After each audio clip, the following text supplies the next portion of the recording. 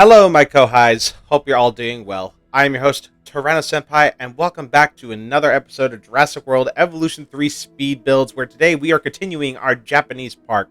And for this particular build, I wanted it to center around the Osaka Castle that I found here on the workshop. I don't remember who made it, but I will gladly credit their name and the code right up on screen so you guys can check them out for yourselves. I think they did a wonderful, wonderful job recreating the Osaka Castle.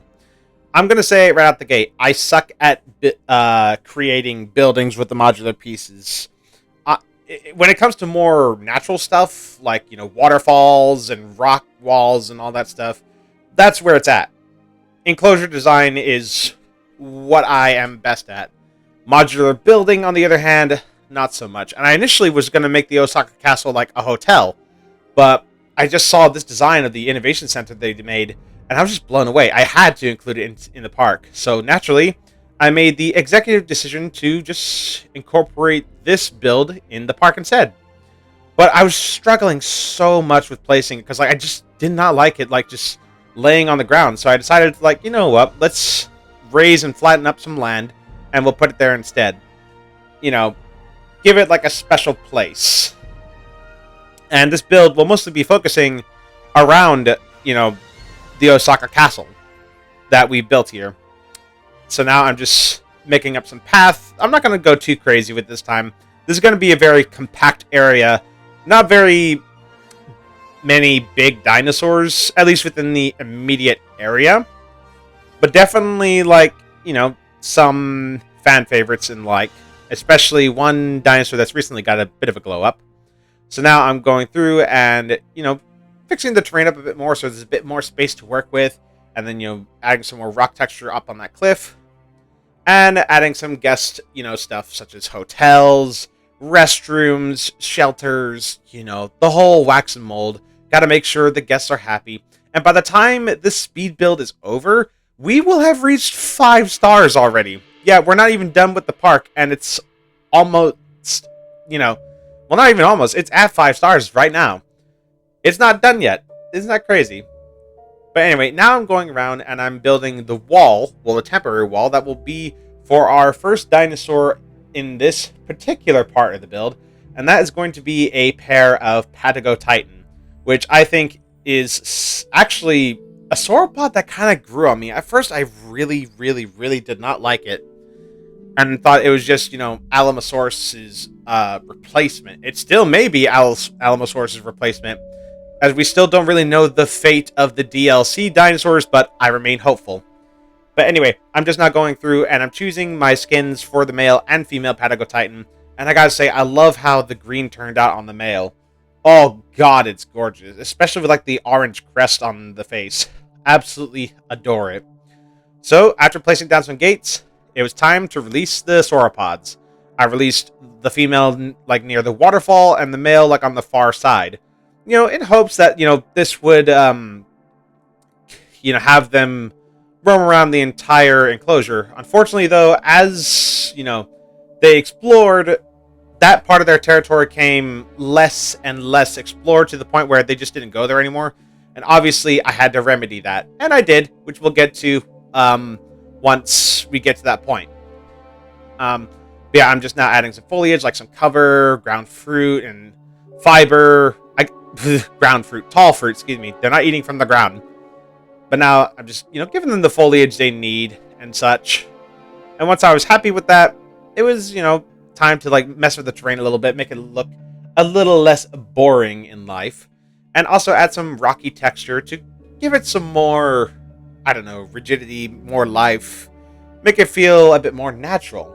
This is on a rocky slope, so I guess it makes more sense to have these sort of rocky sort of hillsides.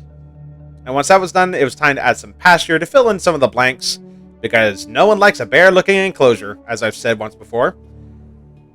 And then once that was done, I decided to add the attraction. In this case, it was going to be a zipline. Now, I was going to go for the Jurassic Park version, but for whatever reason, it's glitched so that only one of these will have the Jurassic Park style, so I ultimately just decided to go with the default one. Frontier, please fix this. Please. Pretty sure a lot of people just want the Jurassic Park one, like, in some builds. Just a thought. And now I'm making a nest for them, because we want to see the babies, of course. Patching up, like, some spots in the enclosure. And then it was time to replace that ugly-looking fence with some natural-looking terrain boundaries in the form of rocky cliffs, which I think came out very nicely indeed. Yeah, just going around the edge of the fence and replacing it all with some lovely, lovely rocks. I'm telling you guys, I am absolutely loving the capability of making these kind of enclosures now. Jurassic World Evolution 3 gives you so much creative freedom that most other park builder games just did not allow you to do in the past. And with that, I connected the zip line. It still wasn't done, though, as we still needed to connect the other side, but we'll get to that point eventually. I then decided to go around and patch up some of the area here. This was ultimately before I decided to put a dinosaur in that spot, though, because a lot of this build, I guess if you couldn't tell, was improv'd. Like this bit here. Because the enclosure only really had two sauropods, I decided to fill up with some smaller dinosaurs. In this case, a small herd of Stegosaurus, which I thought would be kind of fitting, given, sauropods and stegosaurs. It'd be kind of cool. Yes, I know Stegosaurus is Jurassic and Patagotitan is Cretaceous. You don't need to tell me. I just thought they looked nice together. And of course, I went with the Jurassic Park variant because, let's be honest, Jurassic World is ugly. And there we go with the baby Patagotitan. I absolutely love the baby sauropods in this game. They have absolutely melted my heart. They're just so chubby and stumpy and they're just so adorable. I love them so much. Anyway, then we got the Stegosauruses to breed, and then it was time to fill in this space, and I decided once again to make a dinosaur encounter for a much smaller dinosaur this time around. Again, this was mostly improv. A lot of this build is mostly improvisation. I go in with a general plan, and then any ideas I have along the way just kind of come to me, I guess. Like, I'm not really that much of a planner when it comes to these sort of things. It's just natural, really. I just let my creativeness just take over at the end of the day. It's not like with Prehistoric Kingdom where I have a set plan.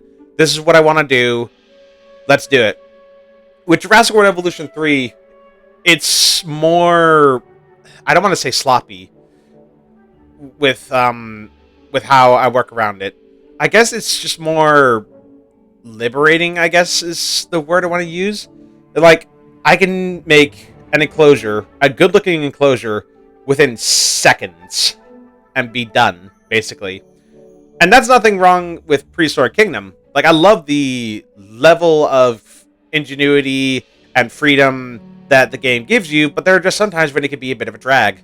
I won't lie. But yeah. Ultimately, I decided the dinosaur I wanted to include in here would be a herd of Dryosaurus. I was going to put them with the Patagotitan, but ultimately I decided against that.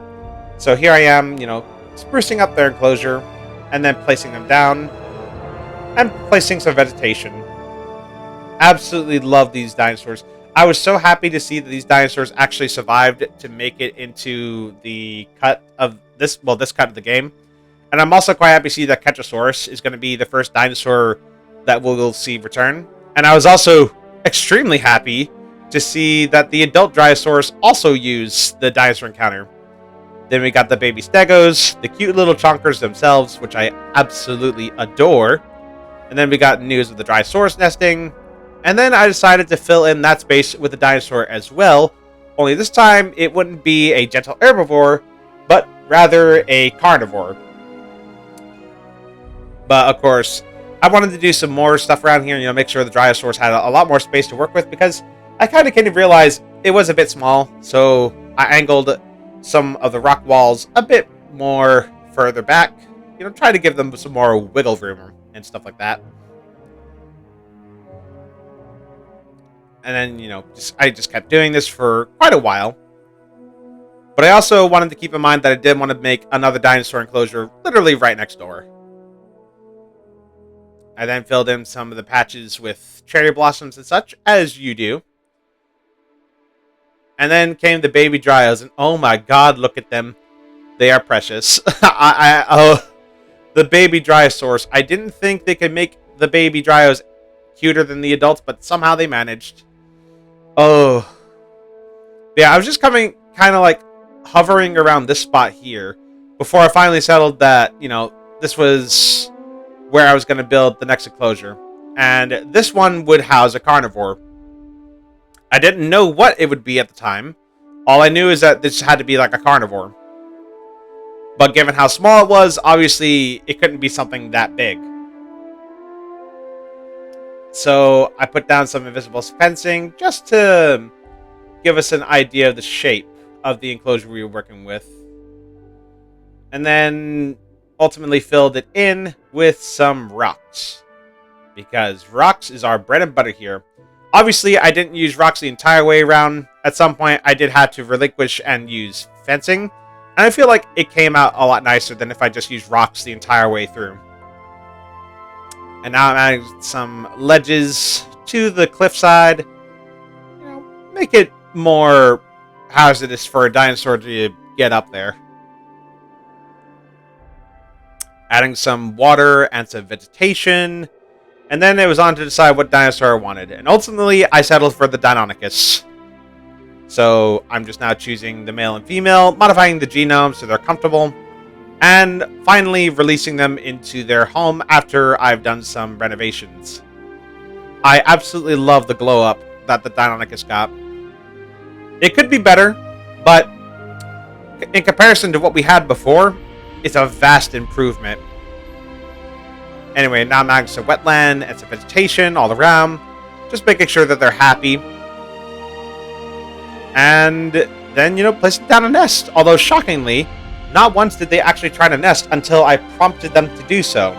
So, baby Deinonychus kind of took a while to get to, but I'm glad that it eventually happened. And then, of course, I decided to pair up my Patagotitan again, see if they would have another baby, because I can't get enough of the sauropod babies. I really can't. And, of course, I got my wish. But then it came time to fill in that space that those Patagotitan just did not want to live in anymore. So I decided I was going to turn this into another enclosure. I was going to raise the terrain, wall it off, and make another dinosaur here. And I kind of had the thought of well, what if we put a Spinosaurus in there? Or, like a Suchomimus or something. And it kind of invaded my thoughts for a while. But ultimately, I kind of came to my senses. It was this is kind of a bit too small for either of those. If I was going to have a dinosaur in here, it's going to have to be, significantly smaller than that. And after taking one look around the map, I'm I could build a Spinosaurus enclosure somewhere else. So, ultimately, I decided to choose Spinoraptor. I know that, it's a hybrid, but it's literally my favorite hybrid in the entire game. So, I felt like I had to include it into this park. So, with the Spinoraptors being made, I decided to finagle the habitat a bit more to suit their needs. I did release Spinoraptors in the campaign, so I kind of have an understanding of what they need. What I failed to realize, however, is that in Sandbox, they apparently need fish and meat instead of just deep water. Anyway, I then gave them the deep water so they could swim and such, and some wetlands because I like the lily pads, and some foliage to give them some cover. And of course I chose the bioluminescent skins because, well, they look so pretty at night.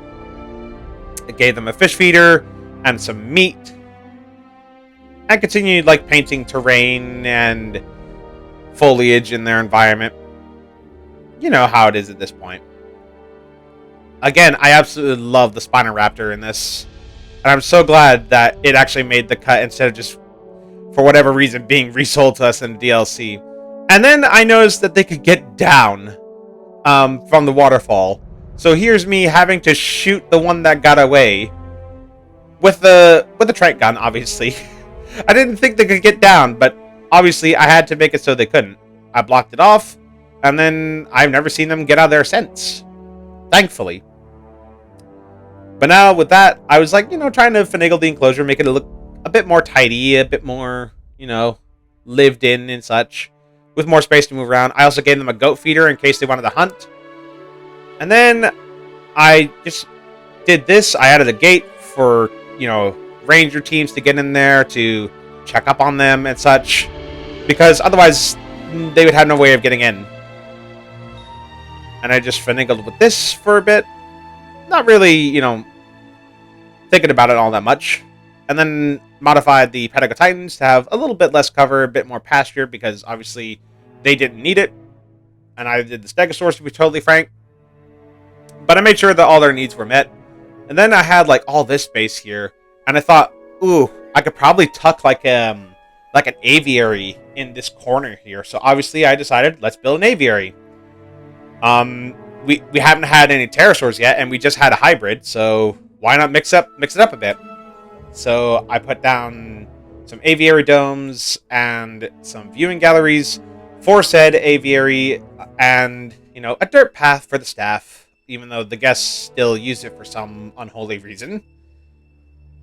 And this bit, I really struggled with trying to figure out how to make that bit work before ultimately settling on something. And then, it's time to put down some amenities. And I liked the idea of, the guests can only reach it through the zip line. That's the only way they can get to and from this spot. So, I was quite happy with that. And then, of course, it was time to add some foliage around to cover up any of the unsightlies. And then it was time for the pterosaurs. And for this build, I wanted to use the Thanatos Dracon. I didn't get a chance to use them in Jurassic World Evolution 3, so I figured, why not? Well, Jurassic World Evolution 2, excuse me. I don't know what happened there. But yeah, then it was time to give them their stuff, so water and food. Basically, whatever they needed before, we let them out.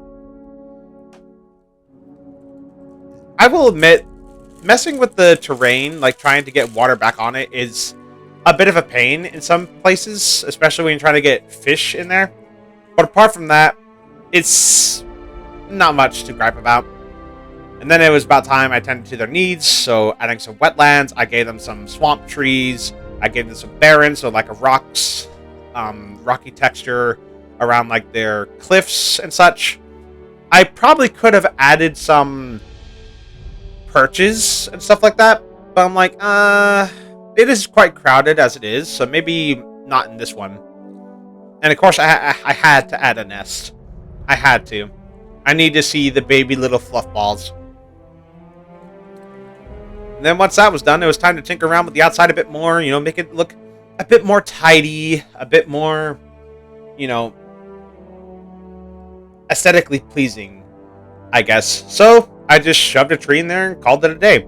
And that is the build so far. So why don't we go ahead and take a look at the park right up until this point. And here it is, folks, the next sector of the park. So here's how the tour will go, right?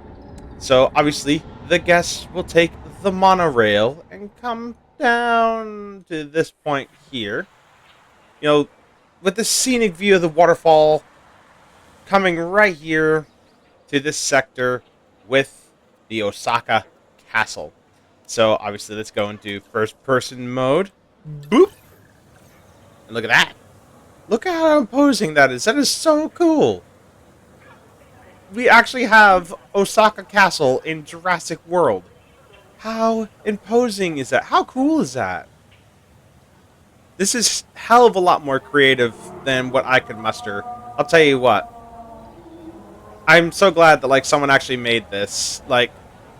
Oh, the patience that this individual had must have been insane. Right. Then we go over here and we have our dinosaur encounter with our Dryosaurus. And they're actually pretty active here today. You coming here to get fed? Oh, that's a bit invasive, love. Yeah, you came a bit too close there. But yeah, they come here very frequently. Oh, they can do social. Yeah, the pecky pecks. God, I love the Dinosaurs. Yeah, I'm talking about you. Yeah, both the adults and the juveniles do come here to feed, and I think we're actually going to see these two lovely ladies get fed. Maybe. Maybe it's just one lovely lady. That's okay. Never mind. None of them want to be fed today. But that's okay. Oh, look at the baby. I can see it right there. Look at it! Oh, they're just too precious. I love them. With all my heart. I would commit war crimes for these little things. I would die for them. Just listen to their little squeaks. I love them so much. Oh, this one's making a beeline for here. Oh, you want to get fed, bud? You hungry? You are! Yeah! Look at that. Yeah! It's so cool that some of the adult dinosaurs, you know, can actually eat from this. Absolutely adore that. Yeah, that's pretty neat. Yeah, after the guests are done with there, they can go back over here and have a gander at some of our other theropod dinosaurs that we have here at the park. So we go here, and this is our Spinoraptor gallery, where our guests can see, you know, our hybrids. Simply touch the area of the screen displaying the appropriate icon. Can I speak now? Walmart branded Richard Kiley. Yeah, I love this like little map, part of the map here. Oh, I could just see the head of a Patagotitan right there.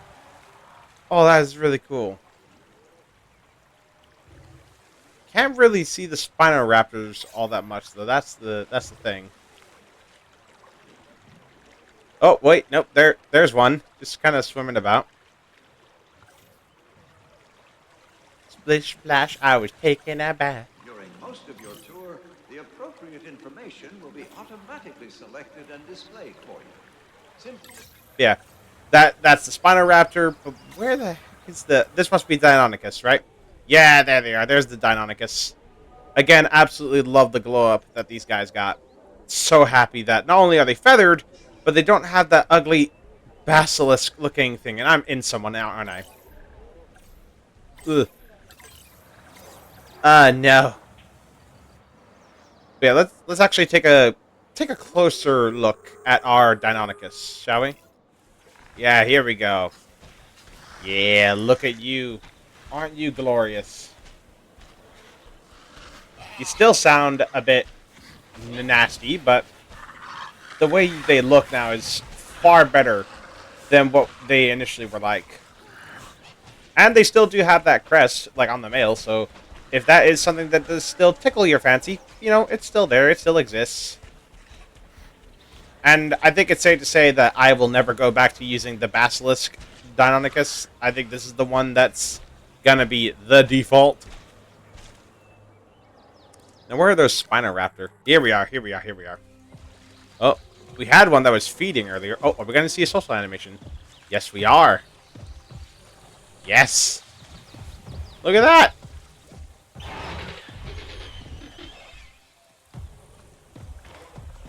Yeah. Oh, God, yeah. I absolutely love these guys. They're just so cool. And you can even see the bioluminescence like kind of shined in the shadow, which is a really nice touch. Yeah. These guys just put a smile on my face. And then, of course, once you're all done with that, you can then take a ride up here in the zipline. So if we just go, woo! And you can see all the lovely herbivores we have here. We got stegosaurs and Patagotitans. Oh, wow. That Patagotitan is a paid actor. He was right there. That was freaking awesome. Can we do that again? Just... whee! Oh, look, there's a baby stego down there. Yeah, just look at that. for review. That is awesome. But of course, we need a better look at this. Right, let's get right up in front of him.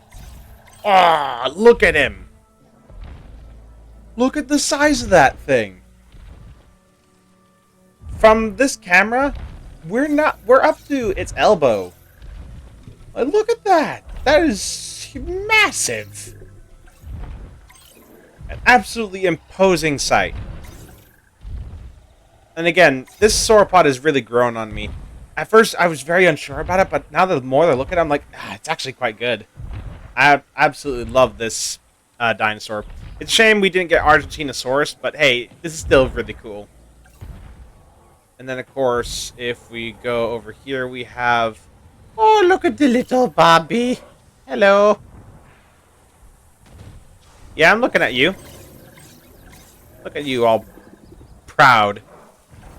But, of course, we have one of our... This is our male Stegosaurus here, which I made kind of like a blue with some green on it, which I thought turned out nice. And we have, you know, our female here. Oh, are we going to get like a... Ah, dang, I thought we were going to get like a social animation here. Oh, all three babies are here. Look at that. It's a party. Wait, are we going to get the social? What are you doing? You're just roaming. That's fine.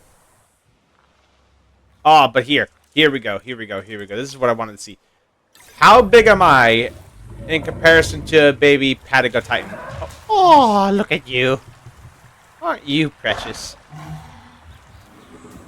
That is so cute. Look at that.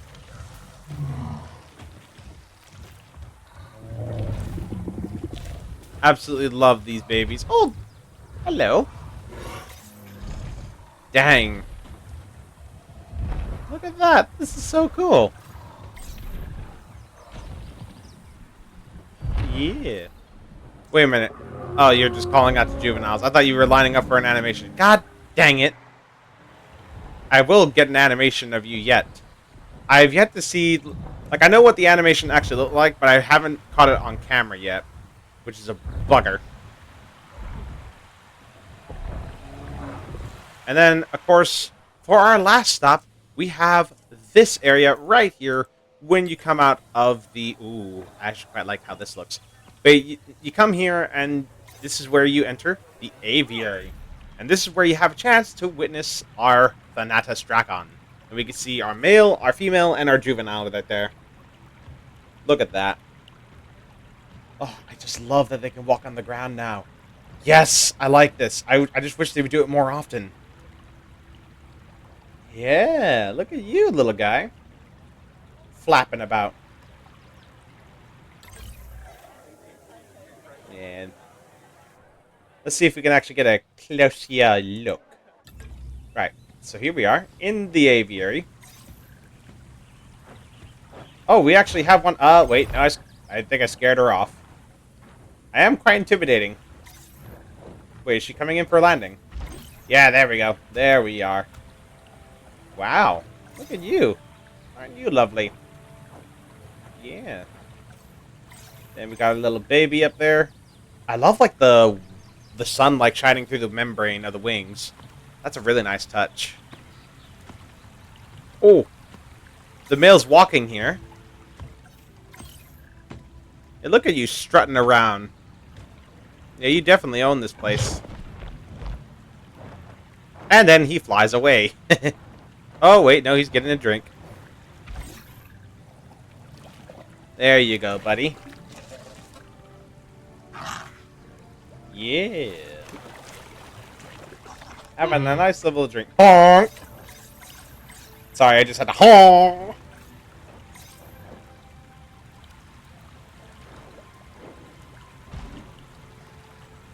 Yeah. But yeah, that has been the Jurassic World Evolution 3 Japanese park. Well, at least this sector completed. We still have so much of this map that we've yet to fill out. And I know exactly what I want to do next. So right here, I am going to put down a lagoon. And what are we going to be putting down here, you may be asking?